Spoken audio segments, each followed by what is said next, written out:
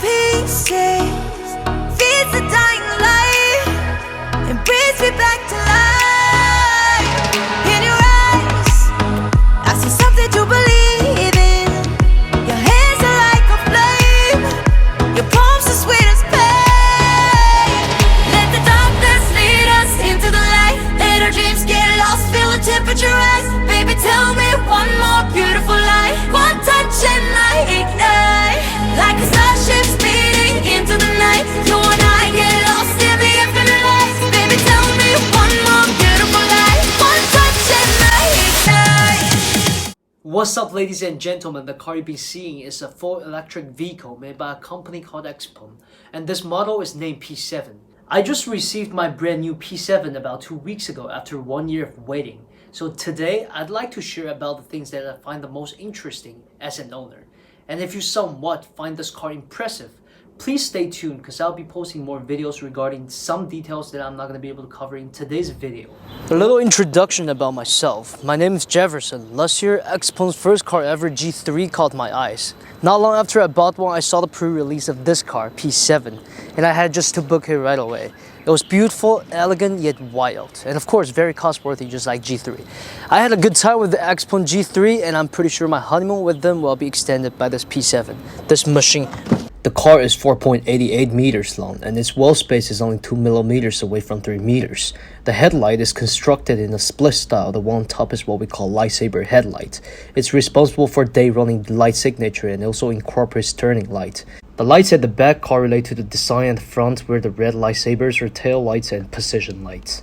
Sorry to interrupt here, but I just want to share a little bit of philosophy reflected in reality. When technology collides with arts, and when engineers call out musicians, this is what happens.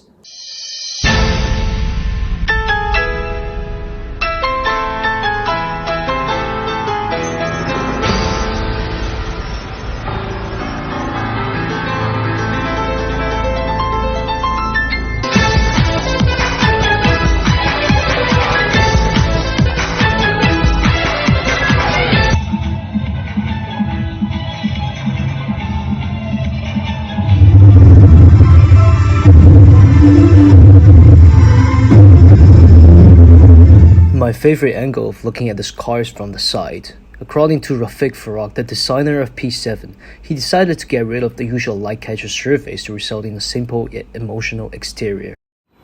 Before we talk about the cool designs and techs inside the car, let's try getting first. Essentially, there are 3 different ways to unlock your car and drive it away. When you're carrying your car key and get close to the car in about 1 to 3 meters, the door handle will automatically pop out for your comfort, and as you're getting away from it, it'll automatically pop in to unlock the car.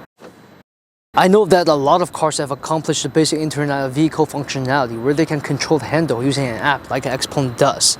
But in order for them to drive away the car, they still need the car key to be positioned in the car. But for Xpeng, this is not needed. This is my car key, I don't need it. I can just use my phone to unlock the car and drive it away.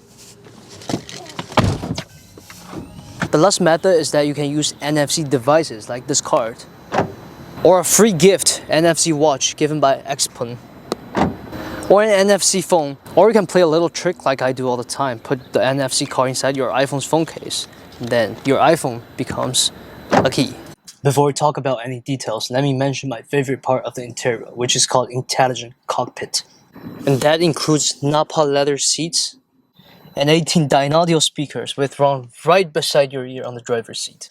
Okay, this is what comes to be very interesting. Whenever your navigation plays sound, your music volume will get weakened, and that's pretty annoying. With this headrest speaker, your navigation will be played from this headrest speaker, and then your music will still be playing at the same time without getting affected on the other 17 speakers. That's what they call sharing mode. Or if there are other people in the car and trying to be quiet and then you still want to listen to music, there's another mode called exclusive mode where all the music will be purely played from your headrest speaker. Like right now, all the music is played from here. The intelligent cockpit will also be able to upgrade through OTAs regarding music quality, sound effects, and different interesting modes. Speaking of OTA, just in case some of you don't know, in an Xpeng or other smart cars, everything in the car can be upgraded through the cloud over the ear. instead of having to go to the maintenance server to replace bits and parts of the car. And that is the core for a car to be smart. Last year with my Xpeng G3, I got about 10 OTA upgrades, including using the car key to summon and control the car to move or auto park, reducing overall auto parking time consumption by 10 seconds, lane centering control and auto lane change, high temperature antibacterial cleaning up for coronavirus. For P7, before it even got delivered to us, there was already an OTA upgrade that incredibly increased the NEDC range for 14 kilometers by optimizing the overall battery efficiency. And a very convenient part is that you can use your phone to reserve a future time for auto updates, or it auto updates at 3 AM for you, instead of having to wait in the car for 30 to 60 minutes before the update completes. All these together can show you how Xpeng is being pretty serious about making their car smart and being able to evolve. The overall interior obeys a minimalistic design where pretty much all the functionalities are integrated into and can be controlled by an infotainment screen that's 14.97 inches, powered by Qualcomm Snapdragon 828 processor directly connecting to your dashboard. And every feature does have the ability to be upgraded over the ear, even including the basic functionality of opening up or down a window. And that hypes me up, because with OTA, the only limit of your car is your own imagination. Some people actually complain about not having the hardware buttons because the interaction design for the central control board aren't quite optimal, which is true. But for me, generally, I never touch the central control board and control everything through voice command. It supports continuous conversation without the need to awake the voice assistant. 你好，小 P。嗨，关闭空调。空调已关闭啦。好，一起听歌吧。好，主驾车窗正在打开，正在调节，帮你打开前储物了。It also supports customized shortcuts for voice commands, which performs a set of routine. Hi, Jefferson， 准备行动。收到，座椅调整中，空调已开，温度18度，车窗透气模式，运动模式开启，风量10档。风向吹脸，座椅恢复中，出发去基地，走起。In terms of spacing, I'm 173 centimeters tall and there are 2 feet headroom in the front seat. For me, at the back, there are 2 feet legroom, 2 USB ports at the back and AC outlets. The luggage compartment for the back trunk is 440 liters, and after pushing down the back chair, it becomes 915 liters. And there is a reasonably spaced front trunk. Everybody who has experienced the car always mentions how great the NVH handling is. So what can you do if your car is really good at handling noises? Some karaoke, of course, but do it at night with your girl. It gets pretty romantic. 'Cause you're my Iron Man, and I love you 3000. And play racing game using your actual steering wheel. Or watch movies. I have to mention the hundreds of mini programs you see here on this infotainment screen. It's basically a pad where you can use food app, traveling app, gaming app, and whatever Alipay supports.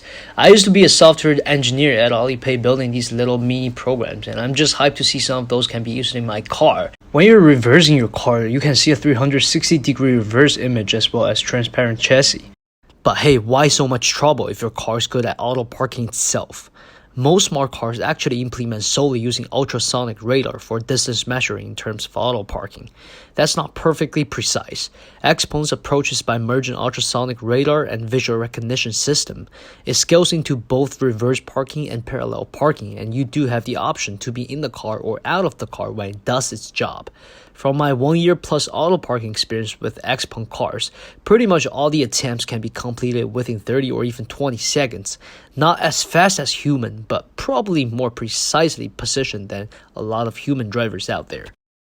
And in the future, my P7 shall be able to remember the commonly parked spots from its memory or shared memories from other P7s in an underground parking lot. And I think it would be extremely valuable if I can just leave my car at the parking lot entrance and it finds its way to auto park itself without the risk of hitting random passengers or vehicles. At least in China, sometimes it would take half an hour just to park your car before you can go shopping in a mall, even with thousands of parking spots everywhere. Another pretty essential thing regarding Xpeng's product is their autonomous driving. Although I'm not gonna get a full Xpilot 3.0 experience until the end of 2020, before they finish testing through all parts of Chinese highway, I've been seeing what they have accomplished so far. There is a critical concept here called NGP, Navigation Guided Pilot, and on phase 1, Xpeng P7 is planning to achieve automate getting on or off highway, speed sign recognition and auto adjusting speed according to the limit, auto making decisions for lane changing, auto overtaking, construction detection, changing highway, multi-laning in a tunnel. In terms of hardware, the fundamental driving assistant chip on P7 is NVIDIA driver X-Saver with 30 trillion calculations per second. On top of that, P7 is configured with 5 high-precision millimeter wave radar and 12 ultrasonic sensors. There are also 13 external cameras and 1 smart internal camera.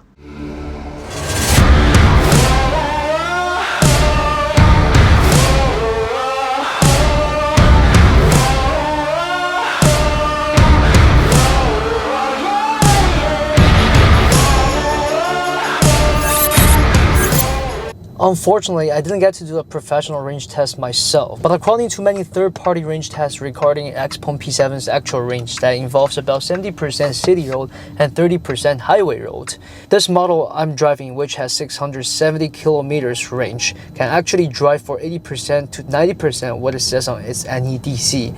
With that being said, this model can actually drive for over 600 kilometers, which is about over 375 miles. And I'm expecting the range to be longer if I'm solely driving in the city. I'm pretty sure a lot of you have heard or even tried the regenerative braking, which is the thing that significantly changes the driving experience for an electric vehicle compared to driving a traditional car. Basically, when you're driving, if you release your pedal, it works as if you're slightly pressing on the brake, because that process regenerates the energy that you use to accelerate your car. And by getting used to regenerative braking, first, you are saving a lot of energy to increase the actual range for your trip. Second, you just don't need to press the brake. And that especially comes in handy during morning or night traffic peak time. And when you're driving this car, you will find it's extremely comfortable, because the chassis, according to Xpeng, is a masterpiece of collaboration with a Tier 1 German chassis tuning team. It implements a front double wishbone and rear 5-link independent suspension, which is really good at absorbing and filtering out the vibration caused by the road bumps. Alright guys, thank you for watching. That's all for today. I hope you've enjoyed the video.